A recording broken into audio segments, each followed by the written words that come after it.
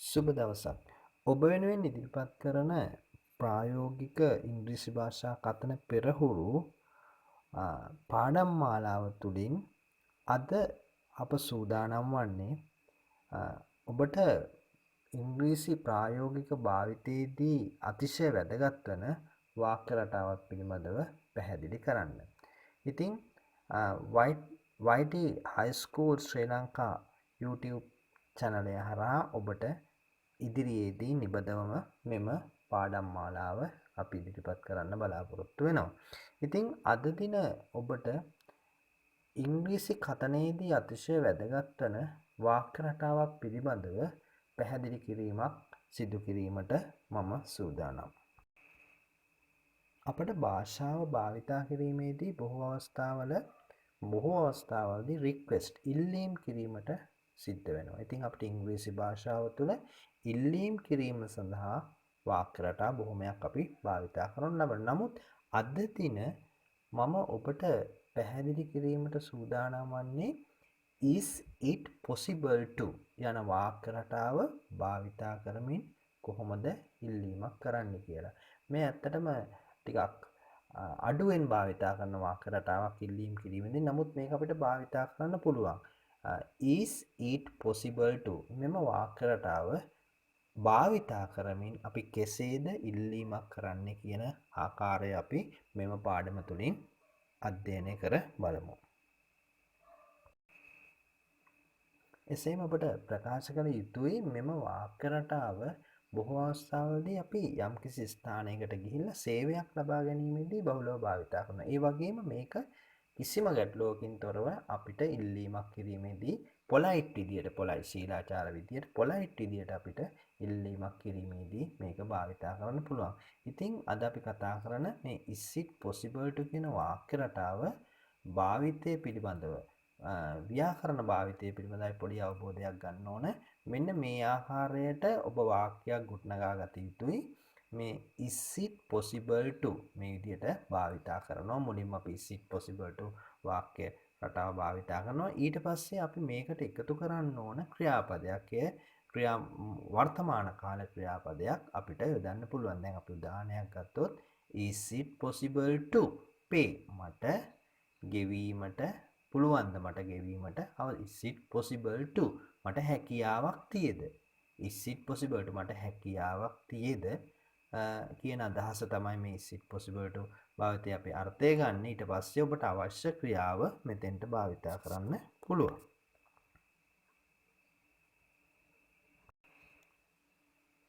මෙතෙන් සිට අපි ආරම්භ කරමු වාක්‍ය රටාවන් කිහිපයක් අරගෙන වාක්‍ය ඛණ්ඩ කිහිපයක් අරගෙන මේ is it possible to කියන වාක්‍ය රටාව භාවිතා කරමින් අදහස් ප්‍රකාශ කරන්න. ඉතින් මම පළවෙනිම උදාහරණය විදියට මම අරගෙන තියෙනවා get a discount. මෙන්න මේ වාක්‍ය ඛණ්ඩය දිහා බලන්න. get a discount. මේක අදහස වෙන්නේ වට්ටමක් ලබා ගන්න පුළුවන්. වට්ටමක් ලබා ගන්නවා කියන අදහස get a discount. ඉතින් මේක අපි මේ වාක්‍ය රටාව සමග එකතු කරනවා is it possible to get a discount. අපිට බොහෝ අවස්ථාවල භාවිතා කරන්න වෙන වාක්‍ය රටාවක්. අපි සාප්පු සවල් shopping යෑමේදී අපිට බොහෝ වෙලාවට අපි ගනුදෙනු කිරීමේදී මෙම වාක්‍ය රටාව භාවිතා කරන්න පුළුවන්. is it possible to get a discount? මට වට්ටමක් ලබා ගැනීමේ හැකියාවක් තියේද? මට වට්ටමක් ලබා ගැනීමේ හැකියාවක් තියේද? ඉතින් පළවෙනි වාක්‍ය විදියට is it possible to get a discount? මේක ටිකක් වේගවත් අපි කියන්න ප්‍රකාශ කරන්න උත්සාහ කරමු. is it possible to get a discount? එතකොට අපිට පිළිතුරු ලබා දෙන කෙනා yes sure, yes of course, yes certainly ඒ ආකාරයට පිළිතුරක් ලබා දෙන්න පුළුවන්. ඉතින් අපි පළවෙනි වාක්‍ය විදියට අපි ගන්නේ get a discount. is it possible to get a discount? ඊළඟට බලමු අපි තවත් වාක්‍යයක් නිර්මාණය කරන්න. stay 2 days. stay 2 days වාක්‍ය ඛණ්ඩයේ විදියට ලබා දෙනවා stay 2 days දවස් දෙකක් නතර වෙන්න. ඉතින් අපි ප්‍රශ්නයක් විදියට රික්වෙස්ට් එකක් විදියට යොමු කරනවා is it possible to stay 2 days?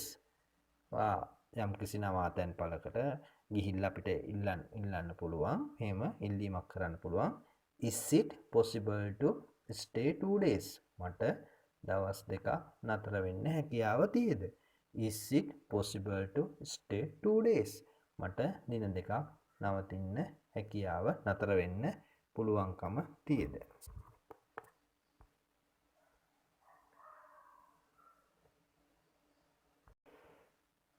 මීළඟ වාක්‍ය ඛණ්ඩ ලෙස මම ඔයාලට ලබා දීලා තියෙන්නේ repair my mobile phone. repair my mobile phone. ඔබට මෙය සේවා ස්ථානයකට ගොස් මෙම ඉල්ලීම කරන්න පුළුවන්. මෙතන අදහස වන්නේ ජංගම දුරකථනය අලුත් වැඩියා කරගන්නවා. මගේ ප්‍රේස් එකේ අදහස තමයි repair my mobile phone. මගේ ජංගම දුරකථනය අලුත් වැඩියා කරගන්නවා. ඉතින් මේක අපි රික්වෙස්ට් එකකට යොමු කරනවා possible to භාවිතා කරලා. Is it possible to repair my mobile phone? Is it possible to repair my mobile phone? Is it possible to repair my mobile phone? ඔන්න ඔය ආකාරයට ඔයාලට මෙම රික්වෙස්ට් එක කරන්න පුළුවන්. Is it possible to repair my mobile phone? අපි බලමු ඊළඟ අවස්ථාව. ඊළඟ වාක්‍ය ඛණ්ඩය. Is it change arrival time? Change arrival time. ළඟාවීමේ වෙලාව වෙනස් කරගන්නවා. මාරු කරගන්නවා. දැන් මේ වාක්‍ය රටාව අපි නිර්මාණය කරන possible to සමග is it possible to change my arrival time? මට ළඟා වෙන වෙලාව වෙනස් කරගන්න හැකියාව තියෙද? Is it possible to change my arrival time? Is it possible to change my arrival time? මීළඟ අවස්ථාව ලෙස අපි මම ඔබට ඉදිරිපත් කරලා තියෙනවා find out more information.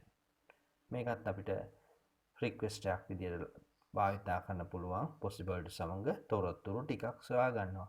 Is it possible to find out more information? මට තොරතුරු ටිකක් හොයාගන්න පුළුවන්. Is it possible to find more information? මට තොරතුරු ටිකක් හොයාගන්න පුළුවන්ද? හොඳයි. මීළඟ වාක්‍ය රටාව ලෙස අපි ගමු reserve කියන වචනය භාවිතා කරමින් වාක්‍යයක් නිර්මාණය කරන්න. reserve කියන වචනේ තේරුම වෙන් කර ගන්නවා කියන අදහස. ඉතින් is it possible to reserve a room?